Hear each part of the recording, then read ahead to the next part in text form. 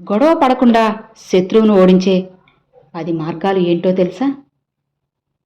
గుర్తుపెట్టుకోండి, ఇది కేవలం గొడవల గురించి కాదు, పూర్తిగా నీ విలువలను కాపాడుకునే విజయం గురించి. శబ్దం చేయకుండా, కోపం అనేది ఏమాత్రం చూపించకుండా, అవమానాలకు నువ్వు దిగజారకుండా శత్రువుని ఓడించే ఒక కళ గురించి.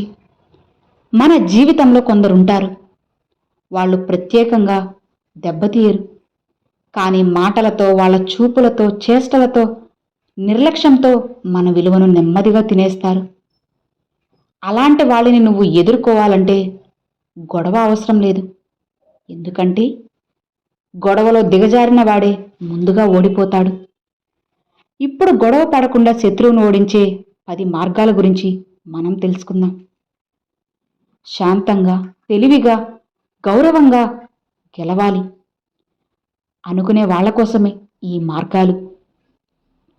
ఏమాత్రం శబ్దం లేకుండా గెలిచే మార్గాలు చాలా ఉన్నాయి. అందులో మొదటిది, నువ్వు ప్రతిస్పందించకపోవడం.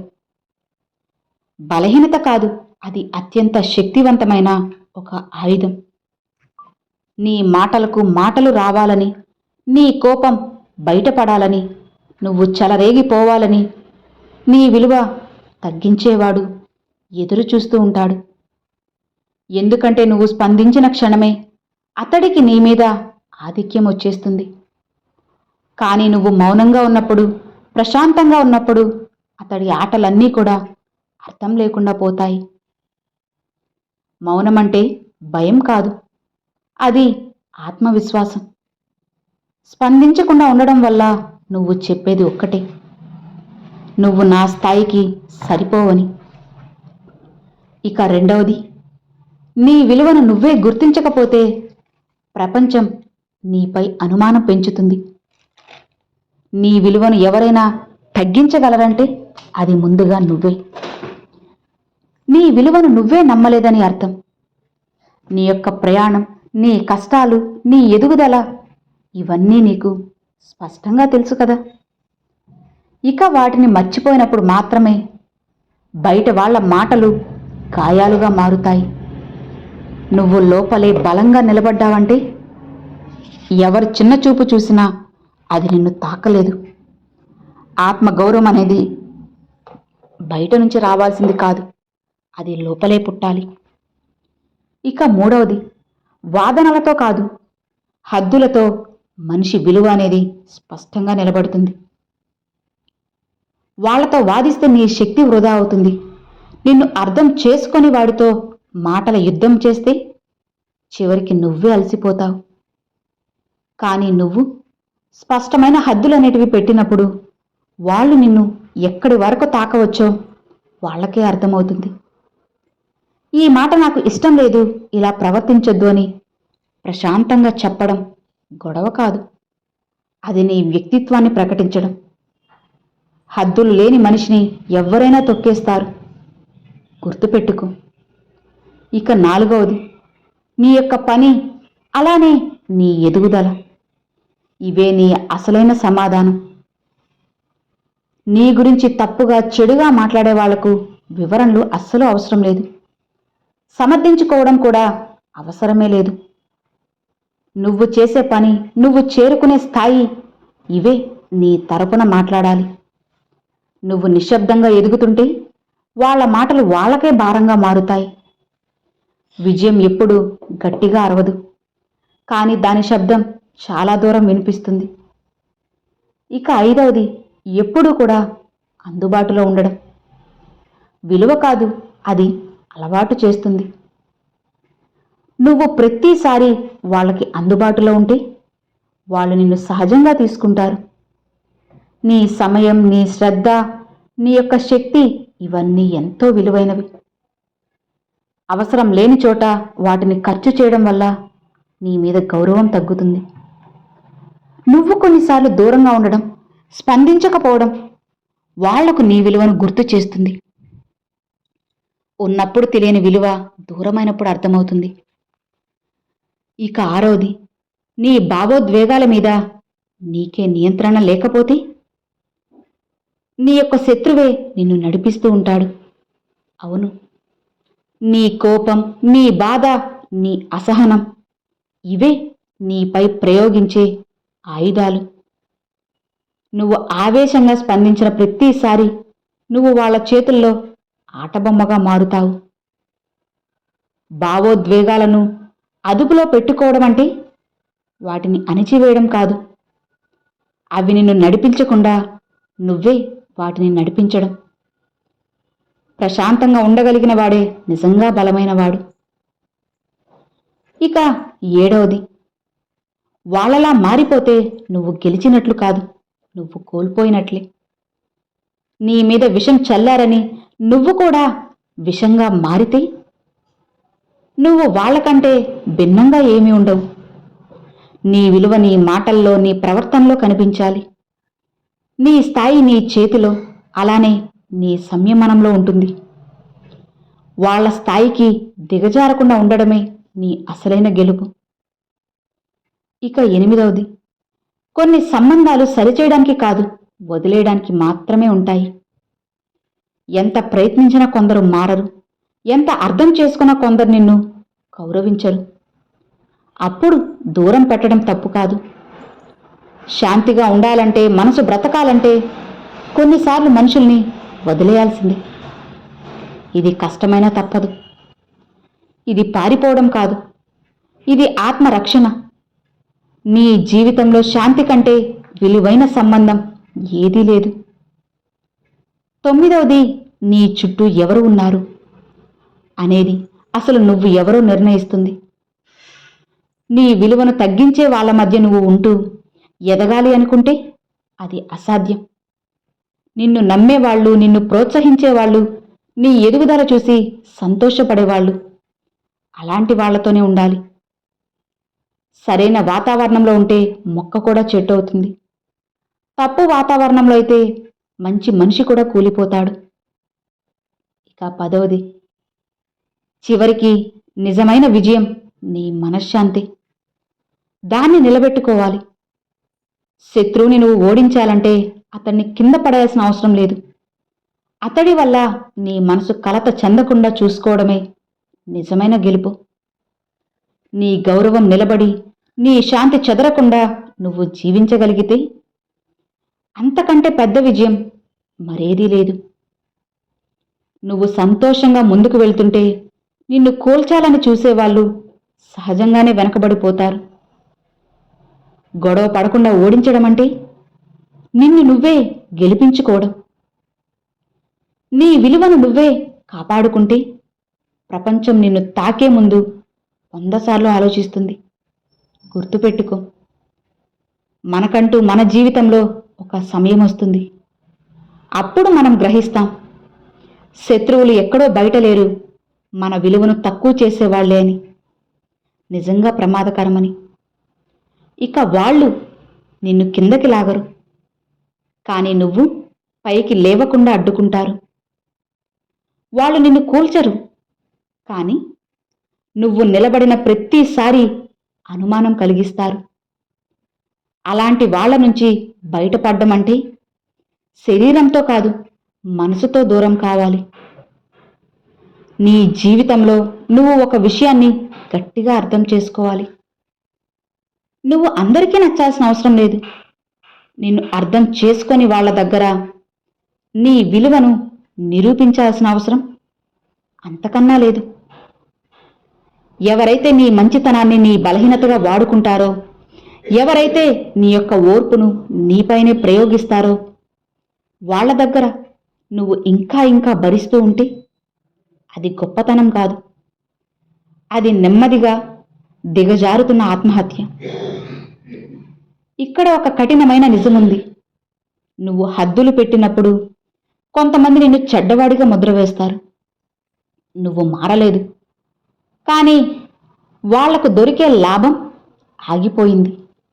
ఇది తెలుసుకో. ఇతరులకి నీ మీద అసహనం పెరిగింది అంటే నువ్వు సరైన పని చేస్తున్నావని అర్థం. నీ విలువ తగ్గించేవాళ్ళు నీ ఎదుగుదలని అసహించుకుంటారు.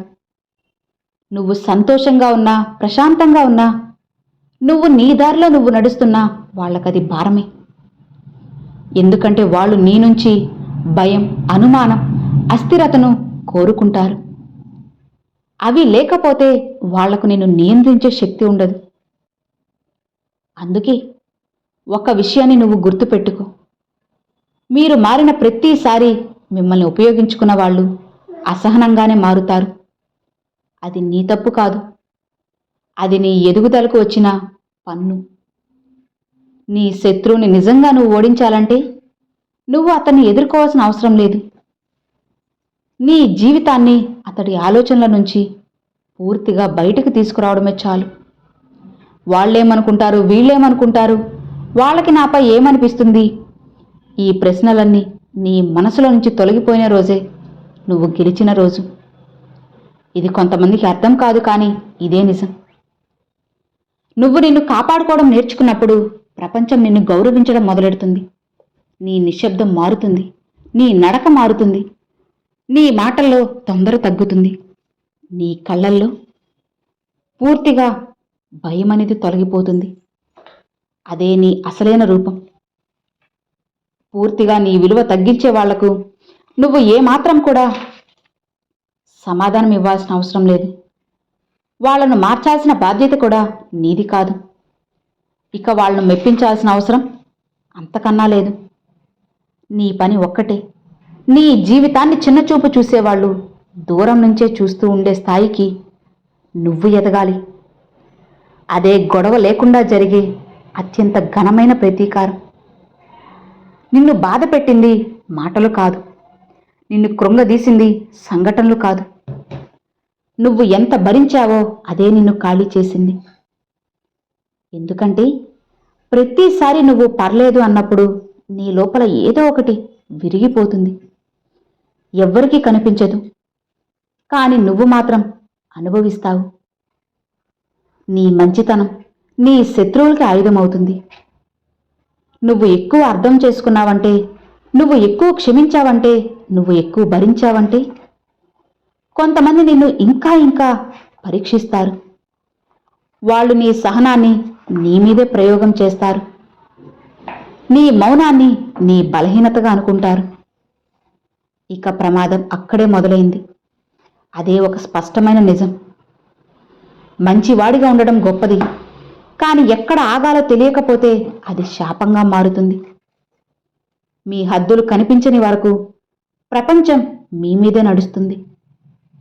నువ్వు ఒక్కసారి మారినప్పుడు అందరూ చూడరు, కానీ వాళ్ళ అసలు ముఖం బయటపడుతుంది. నువ్వు ఇక లొంగకపోతే వాళ్ళు నిన్ను గర్విష్టి లేదా వీడు మారిపోయాడు, అహంకారి అని అంటూ ఉంటారు. అది విని బాధపడకు.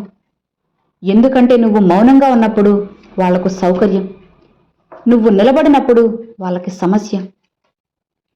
ఇక్కడ నువ్వు ఒక ముఖ్యమైన విషయాన్ని గుర్తుపెట్టుకో. నిన్ను తప్పుగా అర్థం చేసుకున్న వాళ్ళందరూ నిన్ను ద్వేషించడం లేదు. కొంతమంది నిన్ను ఇక నియంత్రించలేక అసహనంగా ఉన్నారంతే. ఇక నువ్వు నిజంగా శక్తివంతుడిగా మారినప్పుడు నీ జీవితంలో ఒక మార్పు వస్తుంది. నువ్వు అందరికీ వివరాలు ఇవ్వడం మానేస్తావు. నీ యొక్క నిర్ణయాలకు అనుమతులు అడగడం ఆపేస్తావు.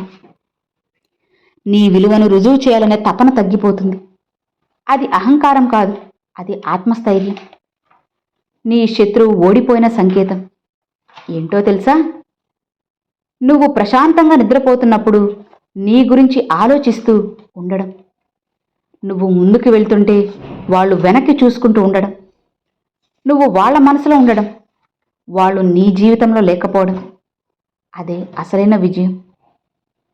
నువ్వు ఎదిగినప్పుడు నిన్ను ఉపయోగించుకున్న వాళ్ళు నిన్ను కోల్పోతున్నట్లుగా భావిస్తారు, కానీ నిన్ను గౌరవించరు.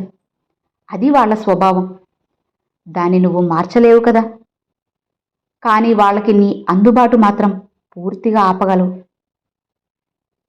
నీ జీవితంలో శాంతి రావాలంటే కొన్ని తలుపులను మూయాల్సింది. అది కోపంతో కాదు, ద్వేషంతో కాదు, కేవలం స్పష్టతతో. నువ్వు ఆ తలుపులు మూసినప్పుడు నిశ్శబ్దంగా ఉండాలి. అదే నీ స్థాయిని చూపుతుంది. నీ విలువను తగ్గించే వాళ్లతో నువ్వు గెలవాల్సిన యుద్ధం లేదు. నువ్వు వాళ్ళ ఆట నుంచి బయటపడాలి.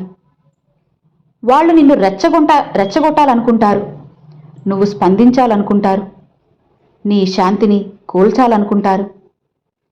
కానీ నువ్వు నీ జీవితాన్ని నిర్మించుకోవడంలో అంతగా నిమగ్నమైపోవాలి. వాళ్లకు నీ దగ్గర చోటే ఉండకూడదు. ఇది వింటున్న నువ్వు గుర్తుపెట్టుకో. నీ విలువను అర్థం చేసుకున్న రోజు నుంచే నీ శత్రువులకు నీ మీద అధికారం పోతుంది. ఒక విషయం నెమ్మదిగా కానీ ఖచ్చితంగా జరుగుతుంది. నువ్వు నీ విలువను కాపాడుకోవడం మొదలుపెట్టినప్పుడు ఇక నీ చుట్టూ ఉన్న ప్రపంచమంతా కూడా నిన్ను కొత్తగా చూడడం మొదలెడుతుంది. ముందు నిన్ను తేలికగా తీసుకున్న వాళ్లే ఇప్పుడు జాగ్రత్తగా మాట్లాడతారు.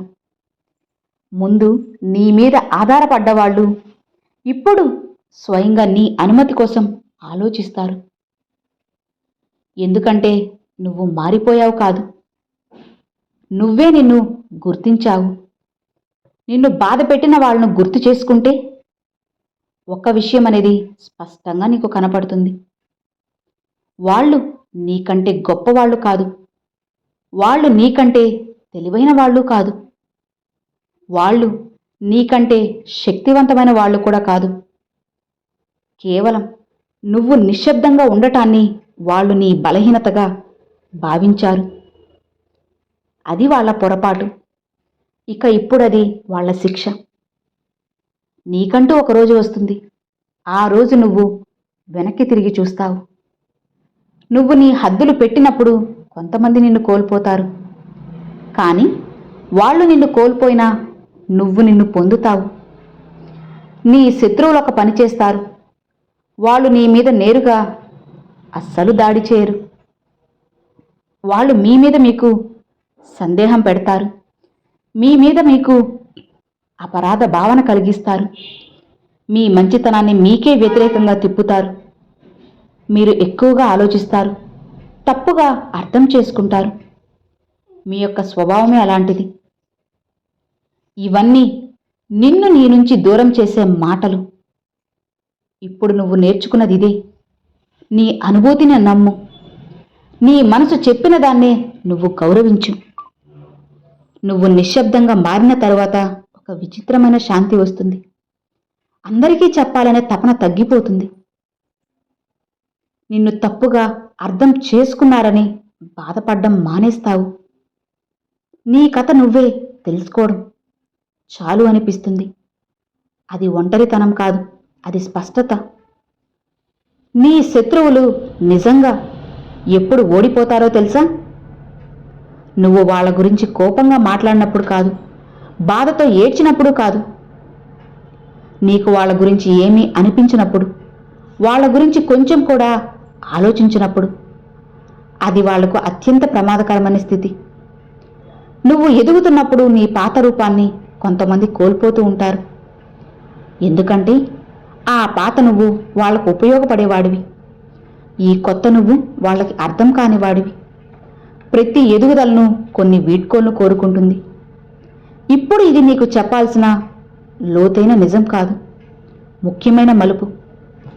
నీ జీవితంలో నిన్ను తగ్గించే వాళ్ళను నువ్వు నేరుగా ఓడించాల్సిన పని లేదు. వాళ్లను దాటి నీ దారిలో నడవడమే చాలు.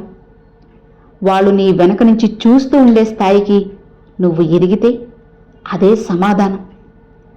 శాంతిగా మారితే ప్రపంచం నిన్ను గౌరవించడం తప్ప మరొక దారి లేదు. కాబట్టి స్థిరంగా ఉండండి, శాంతంగా, ధైర్యంగా ముందుకు వెళ్ళండి. సంతోషంగా వెళ్తే అంతా కూడా మంచే జరుగుతుంది. అర్థమైంది కదా? Thanks for watching friends.